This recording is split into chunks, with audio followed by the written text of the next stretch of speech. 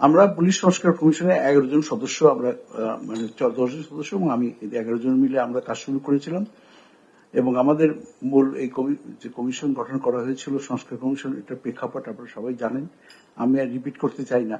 গত জুলাই মাসে এবং আগস্ট মাসের যে গণ আন্দোলনের সময় 2000-এর বেশি, আনুমানিক 2000 ছাত্র জনতা নিহত হয়েছে, 40,000-এর বেশি ছাত্র জনসাধারণ ক্ষতিগ্রস্ত হয়েছে, বিশেষ করে আহত হয়েছে। সুতরাং এর প্রেক্ষিতে আমরা এই বিষয়টি খুব গুরুত্ব সহকারে বিবেচনা করি এবং আমরা বাংলাদেশের 17 থেকে 18 কোটি লোকের মতো একটা দেশ পপুলেশন, সেখানে পুলিশ বাহিনীর সংখ্যাও 2,20,000 এবং এরা প্রায় 3,000-এর বেশি আইন কানুন পুলিশ বাহিনীকে ডিল করতে হয়। সুতরাং আমরা খুঁটিনাটি প্রত্যেকটা আইন তো আমরা অ্যানালাইসিস করতে পারিনি। আমরা দেখেছি যে ইন জেনারেল যেগুলো দু একটা জিনিস ক্রস কাটিং ইস্যু, সেগুলো নিয়ে আমরা দেখাশোনা করেছি।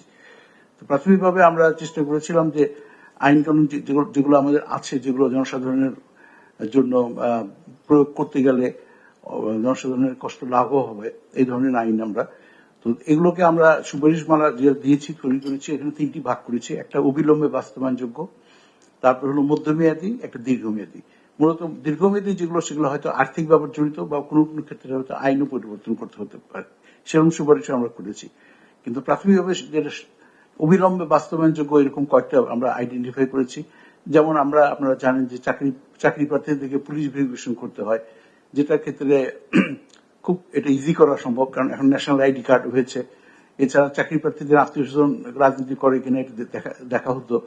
1928 সালের এই এসবি ম্যানুয়াল, সেটা আমরা পরীক্ষা নিরীক্ষার পরে এসবির পক্ষ থেকে আমরা আলোচনা করি, এসবির সাথে আলোচনা করে আমরা একটা সুপারিশ করেছি যে যাতে ইজিয়ার হয় ভবিষ্যতে এই, এবং এটা আলটিমেটলি এটা হোম মিনিস্ট্রির দায়িত্ব। তারা হয়তো পরবর্তীকালে আমাদের সুপারিশের প্রেক্ষিতে হয়তো তারা এটা পরিবর্তন করবেন। তাদের যে ম্যানুয়ালটা ছিল 1928 সালে, সেটাকে সহজীকরণ করা হবে এবং হোমের দায়িত্বপ্রাপ্ত যিনি মাননীয় উপদেষ্টা মহোদয়, উনি তো রাজি আছেন। উনি এরপরে আমরা আরেকটা ইস্যু হচ্ছে যেটা আমরা আলোচনা করেছি, যে ব্যক্তি হিসাবে অনেক সময় এই পুলিশ ফৌজদারি কার্যবিধির সেকশন 54 অ্যারেস্ট করে, পুলিশ অ্যারেস্ট করে উইদাউট ওয়ারেন্ট, এবং সেখানে বেশ কিছু নিয়ম কানুন বলা আছে সেকশন 54-এ। আর আরেকটা হলো যে 167 হলো রিমান্ডে কাস্টডি নেয় পুলিশ, নিয়ে জিয়ারেটা করে। এই দুটি ক্ষেত্রেই বেশ কিছু মামলা মোকদ্দমা হয়েছে এবং হাইকোর্ট এবং সুপ্রিম কোর্টের কিছু রায় আছে, নির্দেশনা আছে, এবং তার প্রেক্ষিতে এই নির্দেশনাগুলো যদি বাস্তবায়ন করা যেত তাহলে হয়তো বা জনসাধারণের কষ্ট লাঘব হতো, কোনো এক্সেসিভ ফোর্স ইউজ করা হতো না, পুলিশ মানে আরবিট্রারি ভাবে কোনো কিছু অ্যারেস্ট করতে পারতো না, কারণ নির্দেশনা মানতে হতো। কিন্তু এটা আবার একটা সরকারের পক্ষ থেকে একটা রিভিউ পিটিশন দেওয়া আছে সুপ্রিম কোর্টে, তার ফলে এটা এখন বাস্তবায়ন করা হচ্ছে না। আমাদের পক্ষ থেকে রিকোয়েস্ট, অনুরোধ, সুপারিশ করেছি যে এই রিভিউ পিটিশনটা যেন সরকার উইথড্র করে, তাহলে হাইকোর্ট এবং সুপ্রিম কোর্টের যে নির্দেশনা আছে সেগুলো সেকশন 54-এর ক্ষেত্রে এবং রিমান্ডের ক্ষেত্রে 167-এর ক্ষেত্রে এটা হয়তো বাস্তবায়ন করা সম্ভব হবে। এটার ক্ষেত্রে যেটা প্রয়োজন সেটা আইন মন্ত্রণালয় হয়তো করবেন, আইনের সঙ্গে হয়তো কোনো অ্যামেন্ডমেন্ট দিবেন বা ব্যাখ্যা দিবেন বা কোনো নির্দেশনা ঠিক করে দিবেন, আইন মন্ত্রণালয় অবশ্য করবেন ফাইনালি। যেমন ইন্ডিয়ার ক্ষেত্রে 54-এর ক্ষেত্রে 54A করা হয়েছে আর কি, ওখানে করা হয়েছিল আর কি, অবশ্য সে আইনও এখন নাই। এরপর হলো যে আরেকটা জিনিস খুব গুরুত্বপূর্ণ ছিল, সেটা হলো use of force against mob, অর্থাৎ একটা ক্রাউডের উপর, ক্রাউডকে যখন কন্ট্রোল করতে হয় তার জন্য বিশেষ কিছু নিয়ম কানুন আছে, ফৌজদারি কার্যবিধি 1898 সালেরই ফৌজদারি কার্যবিধি আছে। কিন্তু ক্রাউড কন্ট্রোলের ক্ষেত্রে যে নিয়ম কানুনগুলো আছে সেটাকে প্রয়োগের ক্ষেত্রে এটা করা হয়, সাধারণত পিআরবি ফলো করা হয় 1943। কিন্তু দেখা গেল যে এটা এখন আমরা অনেক খুঁজে করেছি, আমরা নতুন কোনো আইডিয়া দিইনি।